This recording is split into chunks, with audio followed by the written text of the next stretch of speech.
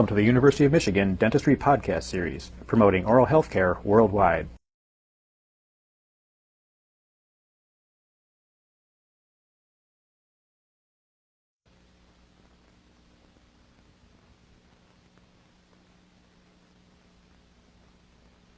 For this 45-year-old female patient, periodontal pockets will be eliminated by surgery of the soft tissue and bone. The hygienic phase of her periodontal therapy was completed 1 month ago. She is in excellent systemic health. In the maxillary left anterior region, the interproximal pockets are from 3 to 4 millimeters deep. The labial crevices are shallow, from 1 to 2 millimeters.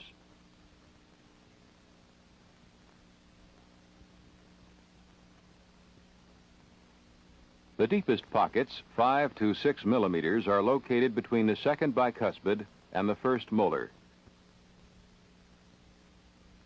There is no furcation involvement of the first molar.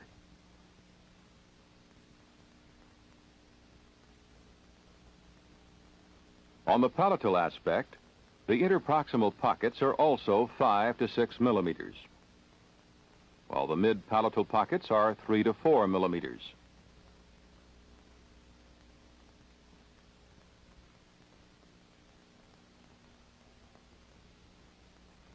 Preoperative radiographs reveal a horizontal type of bone loss of 3 to 4 millimeters generally. Deeper bone loss is evident between the second bicuspid and the first molar. The overhanging margins of the restorations were corrected before the surgery.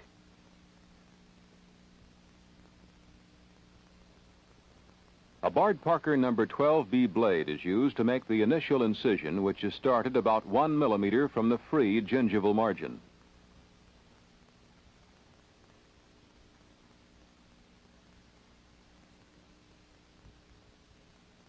The blade is directed parallel to the outer surfaces of the teeth, and the incision is extended to the alveolar process.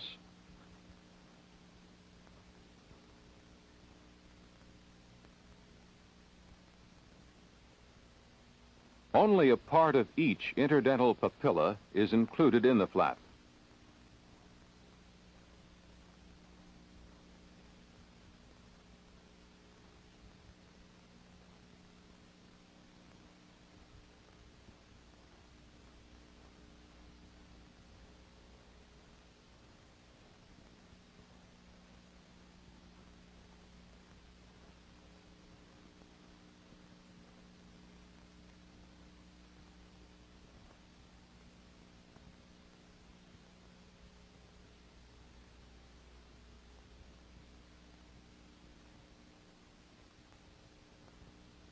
On the palatal side, the initial incision is made with an Orban knife. This incision is located about 1 millimeter away from the teeth.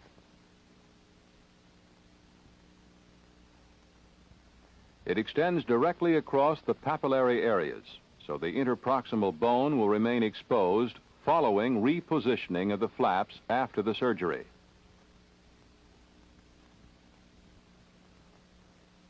The incision is extended down to the bone, and it is made approximately parallel with the long axis of the teeth.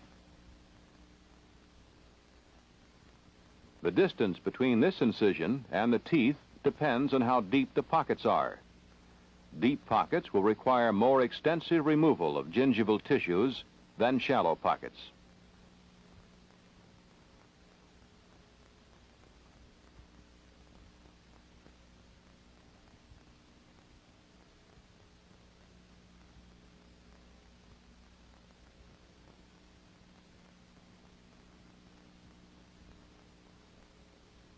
The second incision is made along the root surfaces of the teeth, from the bottom of the gingival crevice or pocket and extending to the alveolar bone. On the buccal side, a Bard-Parker number 12B blade is used for this purpose. This incision separates the crevicular gingival tissues around the necks of the teeth away from their attachment to the teeth.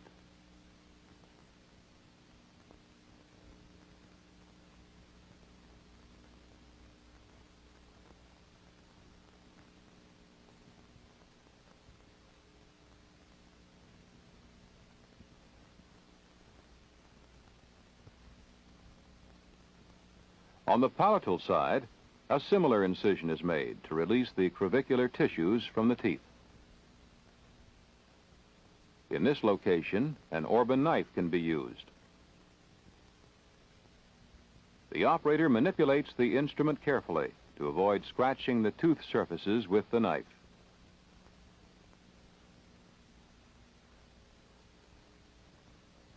Next, a third incision is made to remove the collar of gingival tissues from their attachment to the alveolar process. A narrow Orban knife is used for this incision.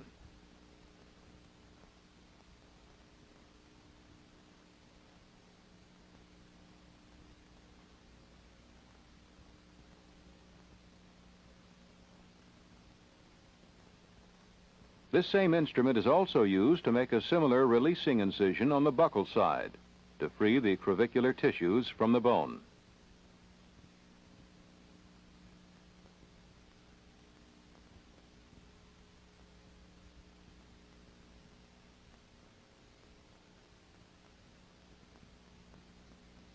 After the three incisions have been accomplished on both the buccal and palatal aspects, a full-thickness mucoperiosteal flap is raised on the buccal side using a mucoperiosteal elevator. The flap is elevated for a distance of about 4 to 5 millimeters from the necks of the teeth. Then the gingival tissues around the teeth and the interproximal soft tissues are removed with curettes.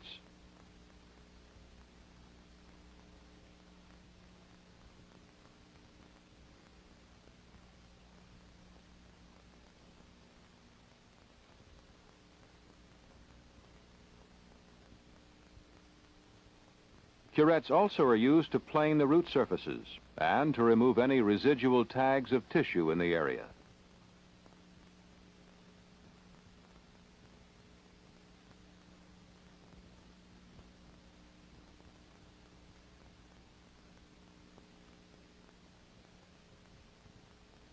Next, a Bennett elevator is used to raise a palatal flap.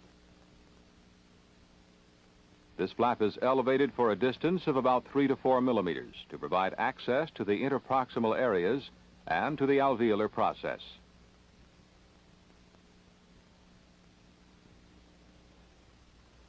Once again, the interproximal and gingival tissues around the teeth are removed with curettes.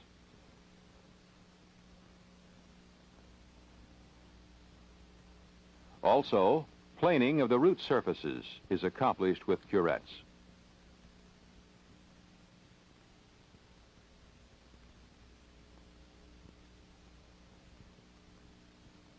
A Sugarman bone file is used to reduce the buccal ledges of the alveolar process and to eliminate interproximal craters.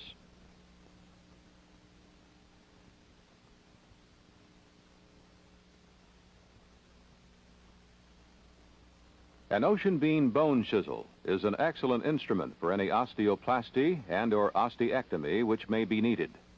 It can be used to reduce the buccal bone to the interproximal level and to create the desired contour of the alveolar process. A similar bone reduction is also done on the palatal side.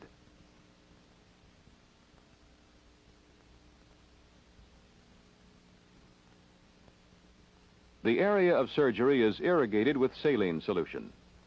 Although there is still some reverse architecture between the second bicuspid and the first molar, no attempt will be made to correct the situation completely, since it would involve exposure of the trifurcation of the molar and would also require considerable reduction of the bone which supports the bicuspid. The flaps are pressed against the bone and the teeth with sterile gauze sponges, which have been moistened with saline solution. The flaps are adapted to the surfaces of the teeth, but do not cover the interproximal areas.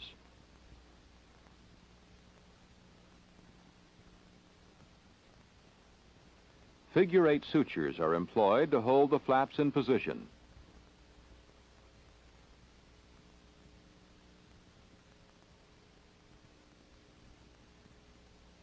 An atraumatic needle and 4/0 silk sutures are used.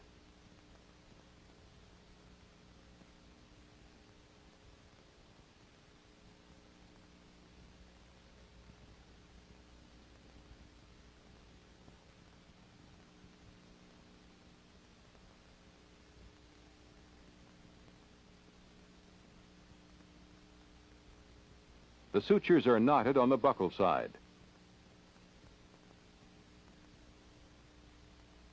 A palatal view shows the flaps adapted to the lingual surfaces of the teeth. The interproximal spaces are not covered, and bone is left exposed.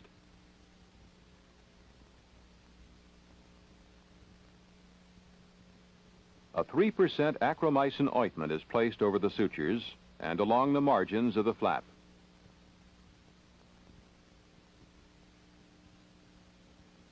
A periodontal dressing is placed over the area of surgery on both the buccal and palatal sides.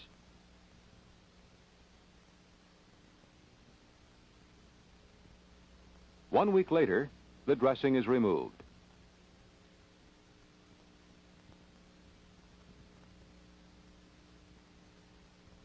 The area has been cleansed, and the sutures are taken out.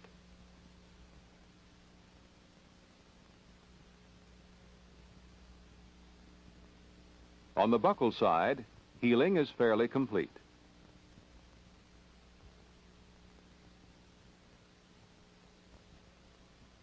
On the palatal side, granulation tissue has formed over the areas of denuded bone.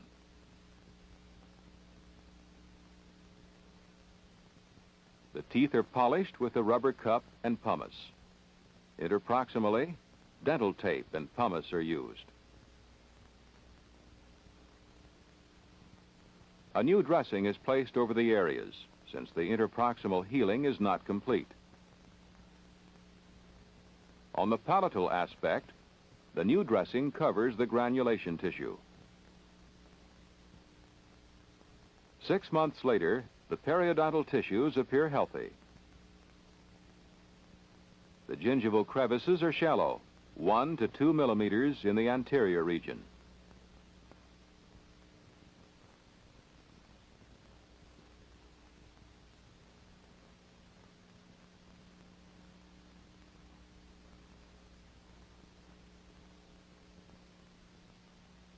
There is considerable gingival recession over the cuspid and the bicuspids,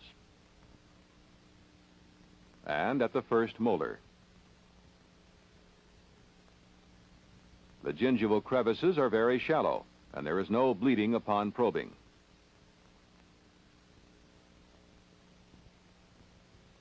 On the palatal side, the periodontal tissues appear healthy, and the gingival crevices are shallow.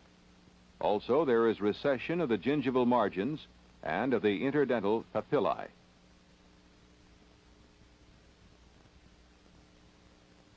Surgical elimination of the periodontal pockets has been accomplished.